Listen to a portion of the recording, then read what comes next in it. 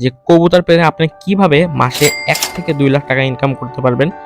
কেবল পানি দিলাম।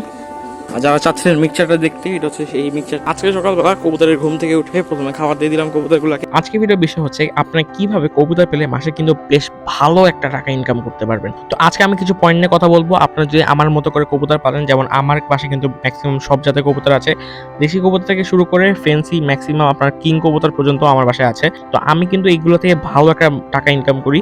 তো আমি কিভাবে ইনকাম করি প্লাস হচ্ছে আজকে বলবো আমি কিভাবে কবুতর পালি এবং আমার পালন পদ্ধতির মাধ্যমে আমি কিভাবে মাসে কিন্তু আমার হাত খরচগুলো নিজেই চালাতে পারি।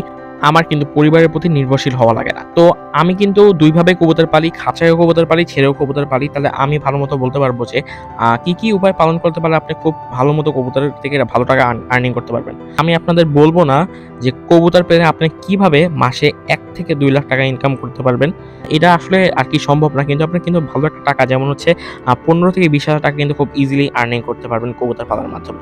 আপনার কবুতর থেকে আর্নিং করার জন্য ছোট, ছোট কিছু বিষয় মাথায় রাখতে হবে। এই বিষয়গুলো যদি আপনি ভালোমতো পালন করে থাকেন তাহলে কিন্তু আপনি বেশ ভালো একটা টাকা ইনকাম করতে পারবেন ইনশাআল্লাহ। পয়েন্ট নাম্বার ১, কবুতর ছেড়ে পালতে হবে। আপনি যদি কবুতর থেকে লাভ করতে চান তাহলে আপনার কিন্তু কবুতর অবশ্যই ছেড়ে পালতে হবে।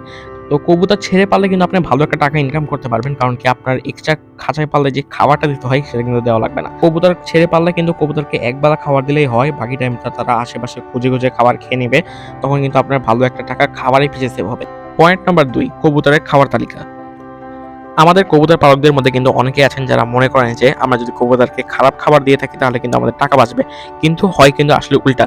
কবুতরকে যদি আপনি খারাপ খাবার দেন তাহলে কিন্তু কবুতর তাড়াতাড়ি উইক হয়ে যাবে। তার শরীর থেকে যখন আপনি যখন ডিম নিবেন, বাচ্চা নিবেন তখন কিন্তু সে আসলে আস্তে, আস্তে উইক হয়ে যাবে এবং কবুতরটা দেখবেন খুব তাড়াতাড়ি বানজা হয়ে যাচ্ছে, মানে ডিম বাচ্চা করার ক্ষমতা তার থাকবে না এবং কবুতর দেখবেন খুব ফ্রিকুয়েন্টলি অসুস্থ হচ্ছে এবং অসুস্থ কবুতর কিন্তু কখনোই ভালো ডিম বাচ্চা করবে না। অসুস্থ কবুতর পালার মাধ্যমে কিন্তু আপনি কখনোই ভালো একটা লাভ করতে পারবে না কবুতরের থেকে। কোন জাতের কবুতরগুলা বেশি ডিম বাচ্চা করে? ফেন্সি কবুতরগুলা থেকে কিন্তু দেশি কবুতরগুলা কিংবা গিরিবাজ কবুতরগুলা বলতে পারেন এগুলা কিন্তু বেশ ভালো ডিম বাচ্চা করে। তবে আপনি কিছু কালারফুল কবুতর রাখতে পারেন যাতে আপনার এগুলা বেচে ভালো একটা আর্নিং আসে। কিন্তু আমি যেহেতু ছেলে কবুতর পারি, আমার কিন্তু বিদেশি কবুতরগুলা থেকেও একটা ভালো আর্নিং আসে। যেমন কিং কবুতর দেখতে পারেন, লাহোরি সিরাজি কবুতর দেখতে পারেন।